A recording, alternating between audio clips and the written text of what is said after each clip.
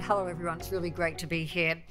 I also want to begin by acknowledging the traditional owners of the lands we're meeting on today. And the reason why I'm raising this is it was I think it was 2 weeks ago, I was at Perth at the Quantum West event, and I heard about how Aboriginal and Torres Strait Islanders hear about time and think about time in very different ways, so that it's not a linear thing, but it's sort of up, down, between, behind, and it's actually quite quantum in the way they think about it.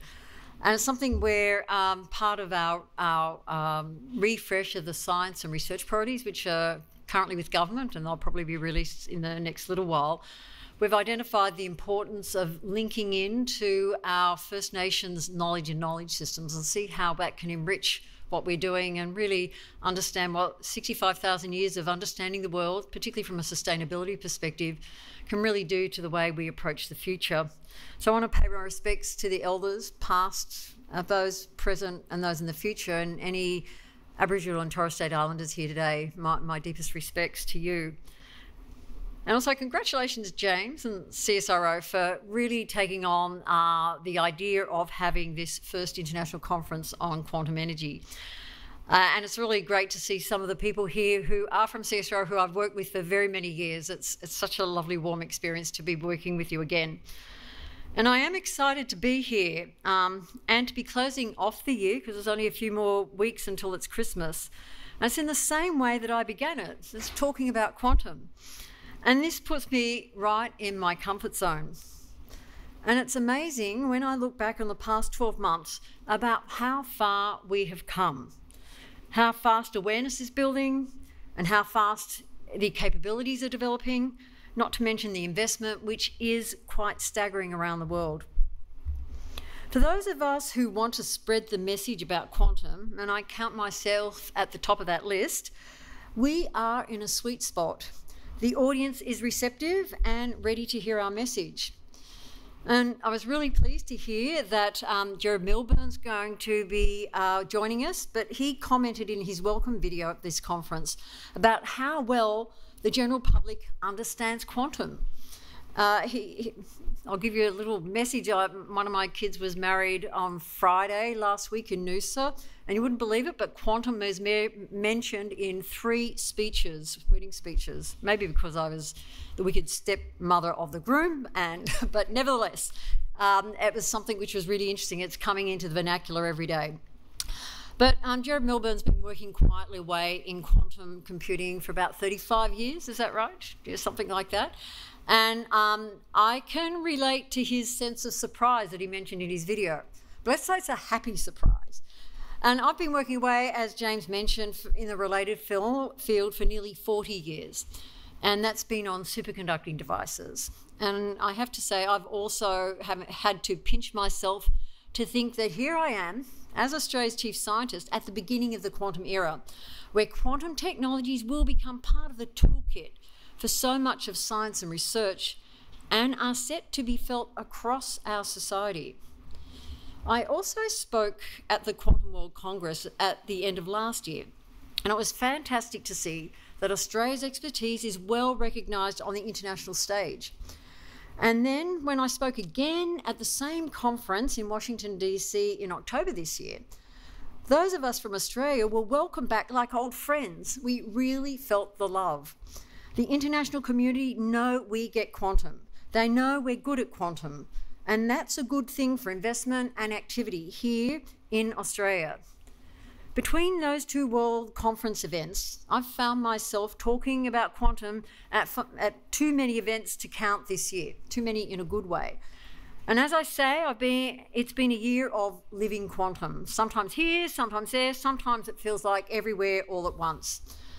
And I'm looking forward to hearing all the different talks along the week, although I just now looked at the program and realised that I'm going to actually miss quite a few of them. But you're in for a treat when you're going to be hearing from Sir Peter Knight. And I was hoping to catch up with him here. I'm not sure if he'll be here today or not. But our paths have crossed a couple of weeks ago at the Quantum West in Perth, as I mentioned before. And we have another get-together scheduled for February when he's here in Australia again. I'm starting to think we might be able to persuade Peter to join the great quantum influx heading towards Australia and maybe move here full time. But I also know he's in great demand in the UK, where he has really driven the attention on quantum as the chair of the UK's Quantum Initiative. As you know, he's a great mathematical physicist from Imperial College, and we're lucky to have him here, even if he is only a visitor.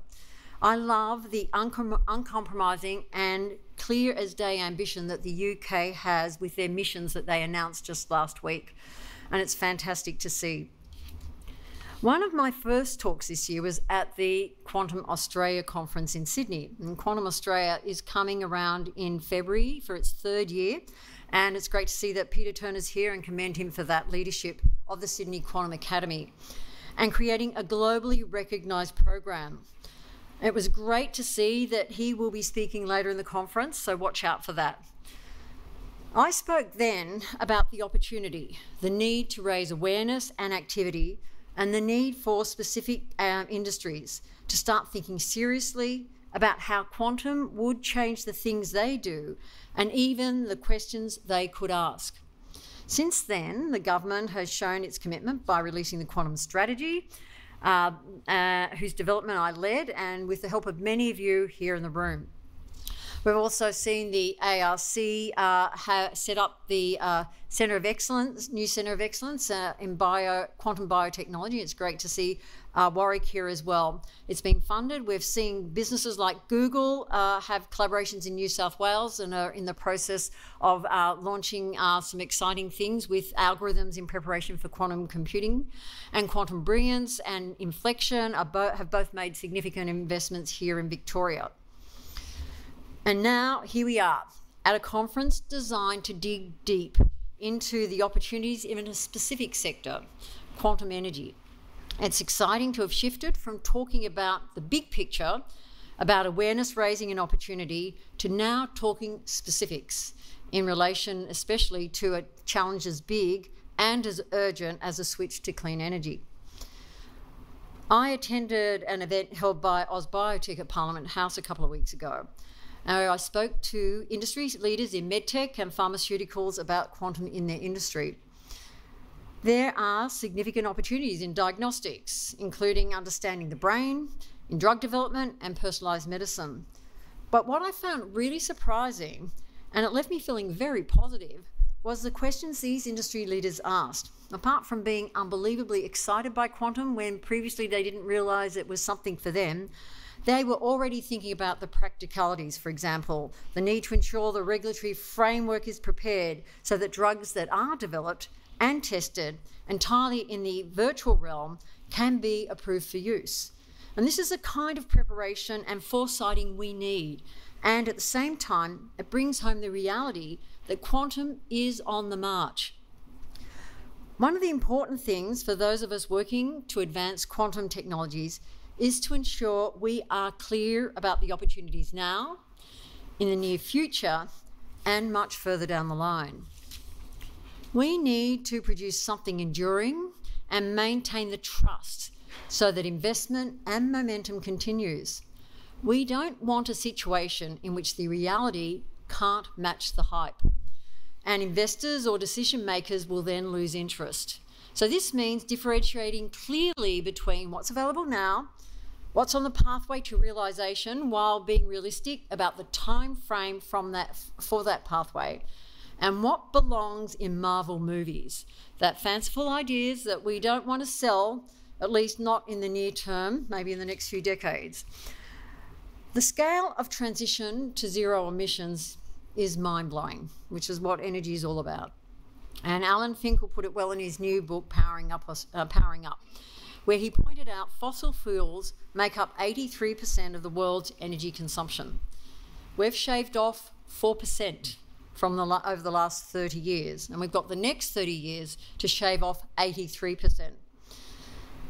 Another former chief scientist, Robin Badahan, has also offered a memorable comparison. He says that if we tried to deliver the required electrification using only PV, and this is for Australia, it would mean covering the area of Tasmania 5 times over with solar panels.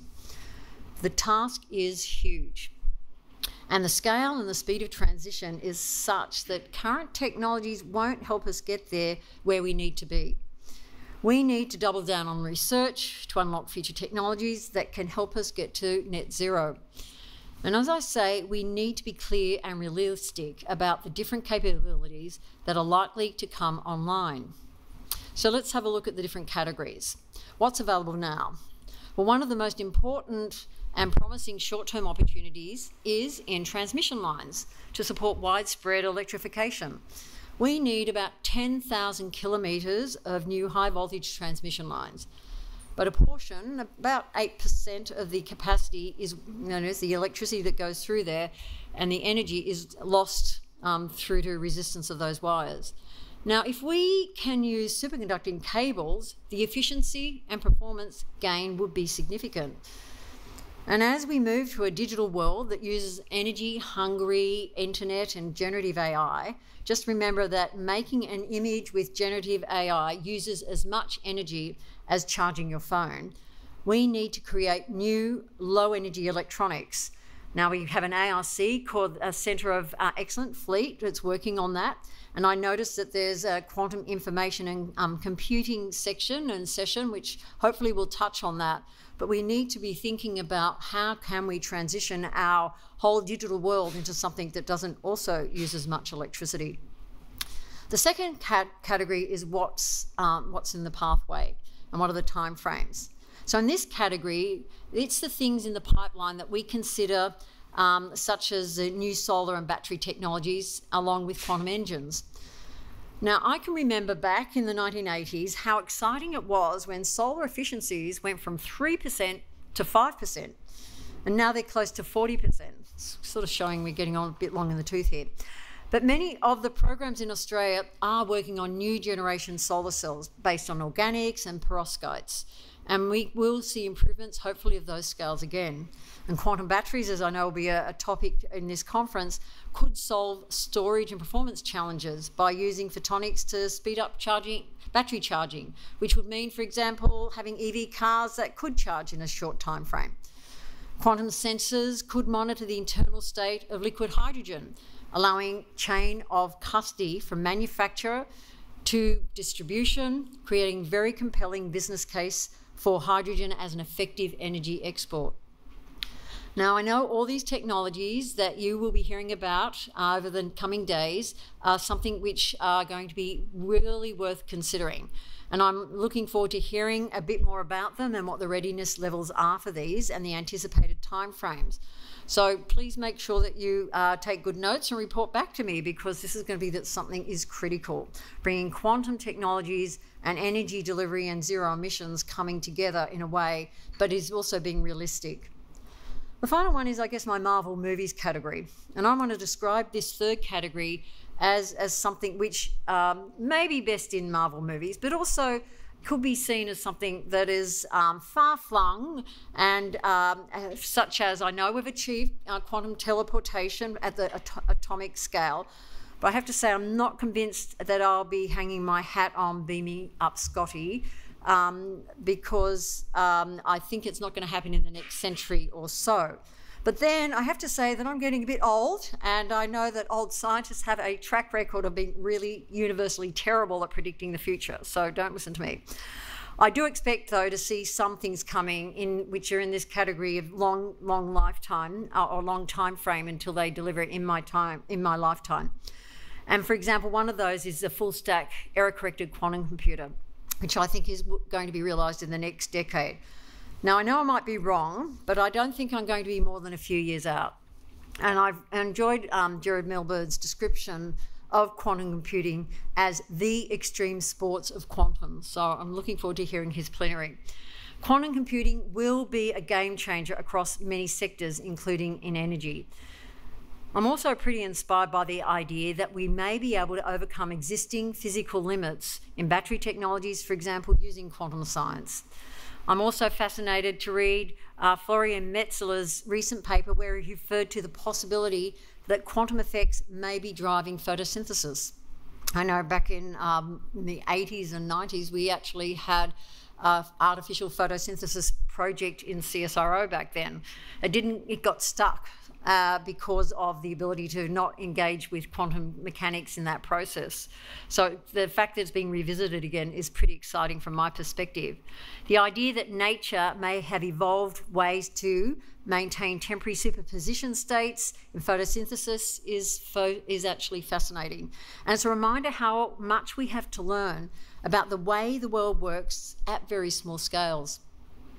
This is why that slow work of fundamental science must continue, even as we start to apply quantum to existing technologies for real-world applications. So go fundamental science. Before I finish, I want to tell you briefly about a project that I have underway. And I refer to it unofficially as quantum speed dating. And it's designed to ensure that Australian businesses understand and are factoring in quantum technologies into their future investments, in their R&D spend, their risk mitigation, and the consideration of what might be possible in their business plans. Now, I helped with Scott Martin and Warwick Bowen run an event at the Australian Institute of Sport in August this year, which, as I said at the Quantum World Congress, is already making a little magic and sparking interest. Who would have thought quantum meets sport was something which had huge opportunities? But there are lots of opportunities for quantum advances that could be useful for the sports sector. So much so that it was great to see the Queensland government commit $5 million to see where quantum can be applied to the 2032 Olympic and Paralympic Games. Now, I know your conference will do something similar in quantum for the clean energy sector. But we also want to let you know that we plan to hold a range of workshops next year from finance, minerals, mineral exploration, communications, and so on throughout next year to build that awareness and to build in sectors across the economy. So working hard and working hand in hand towards that same goal as we continue to light that spark in our community so that they all realise what quantum has to offer. And that is what we have to do, is build the demand. So it's not just a push from us who are really excited by quantum, but also that pool saying this has got something that might help us solve a problem or for a business be globally competitive. When I worked with quantum effects in my early years of my career at CSIRO, I couldn't have imagined some of the applications being discussed today. Even when I began my term as Australia's chief scientist 3 years ago, I can't believe that time has flown by, quantum was a kind of a blip, an area of importance and promising science, but without the recognition it has today. And now I can envisage a time where it's going to be just another tool, the sort of thing that is in our kids' backpacks, just like their computers and iPads and so on. Every generation has that moment where they think, wasn't I lucky to be born now to see this, as they witness an amazing advance in human capability. But nevertheless, I count us as especially lucky to be here in the quantum era. These technologies will advance our understanding of how the world works at the largest as well as the smallest scales, and maybe even crack some of those intractable research questions, whether it's photosynthesis or brain cognition. In doing so, they give us the tools to change many aspects of our lives and our environment for the better. So no pressure, this conference is super important. We have a lot of things that are facing us as humanity, and for Australia and this region, quantum has a great opportunity to have a big influence on the way that society is going to navigate the things of the future. So take it seriously. Don't just see this as a couple of fun days just across the road from the cricket ground, but make it into something that will create the opportunities for meeting people who are in different areas of research. It's almost like another Quantum Meets, because this is where we're going to see ideas coming from bringing industry, researchers and funders together so that they can see what is possible of this amazing capability that Australia's developed over the last 20 plus years because of the foresight of some amazing scientists, some of them in the room today who, especially back in the early 2000s, saw this as a real opportunity. Australia is 6th in the world when it comes to quantum research. 6th in the world. We're 0.3% of the world's population. We're the 14th biggest economy. And so this is extraordinary that we are well placed, and it's something we need to not just let go by, but we need to double down and see how we can turn it into an opportunity, not just for the country, which desperately needs to make its economy much more complex, but it's also something it is needed because the world needs this outcome. So thanks very much, and good luck with the rest of the conference.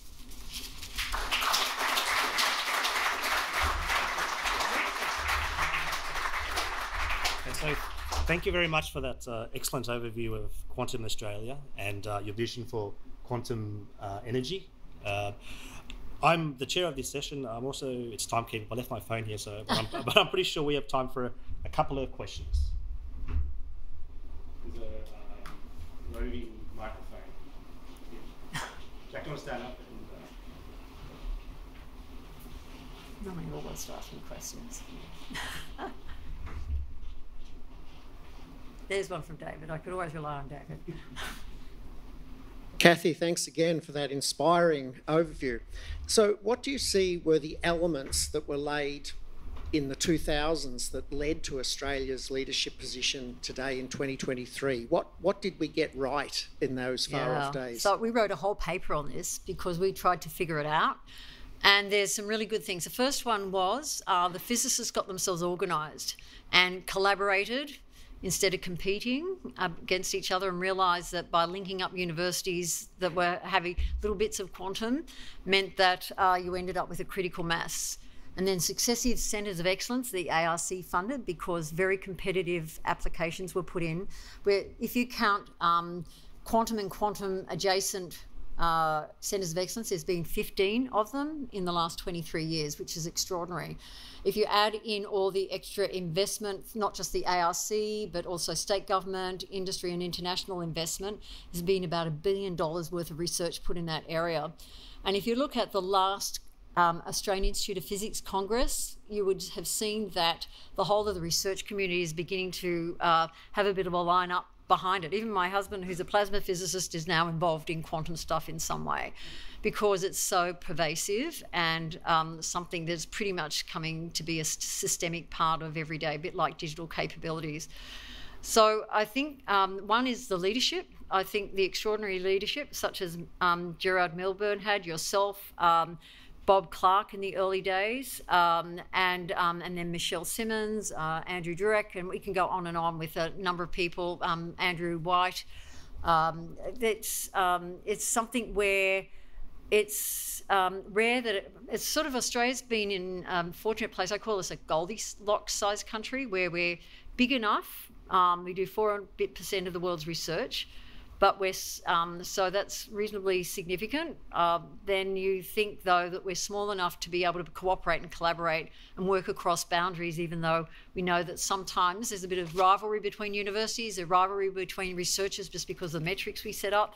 But what we've found is that people have put that aside and really understand how to have both that, a little bit of competition is important for excellence and getting people to really be getting excited and engaged, but also that cooperation and collaboration has been extraordinary. And then I guess the final thing is what's been overlaid across all that is the government investment in NCRIS facilities, so that we've had this ongoing one. But the difference has been, unlike many other countries, we realise we're too small where every lab can have its own world-class everything.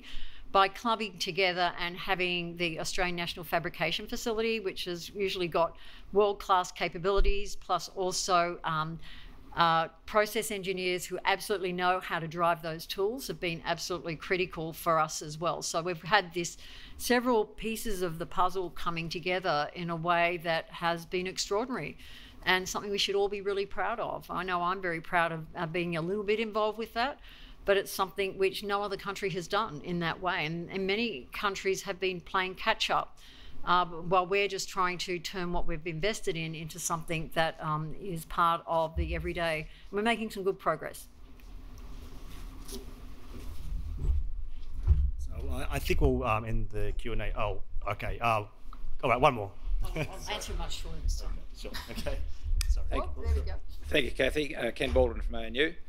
So I'm interested in the metrics. How do we measure progress? And Dietmar and I are actually thinking about how we do that with the energy transition and how the metrics look for research informing the energy transition.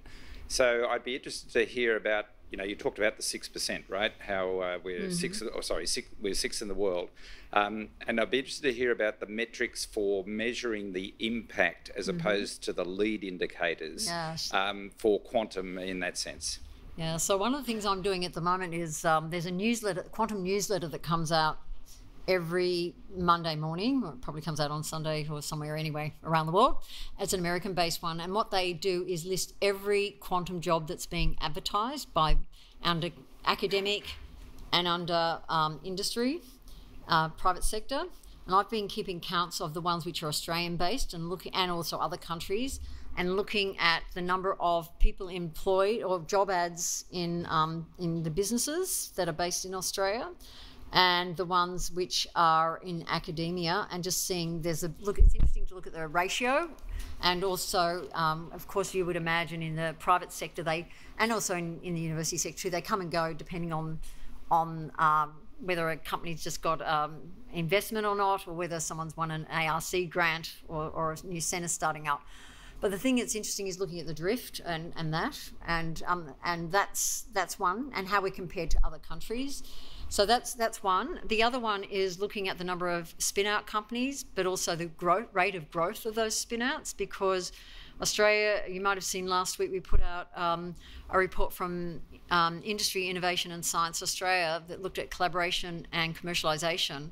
And we're great at startups. We've got 93% of our businesses in Australia have less than 9 people in them, 93%.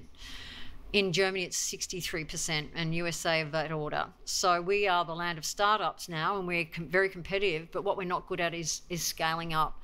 So looking at companies and the rate of scaling up, because that's an early indicator, and looking at what we can do to get them to grow to medium size. And many of our startups are growing to medium size really rapidly. Q Control, Dirac, many companies actually have 30 plus. Then the next thing is seeing how we can make sure that they get to the next stage. And so tracking that is about the best one at the moment, as well as the standard things like investments and attraction of companies into the country, that sort of thing.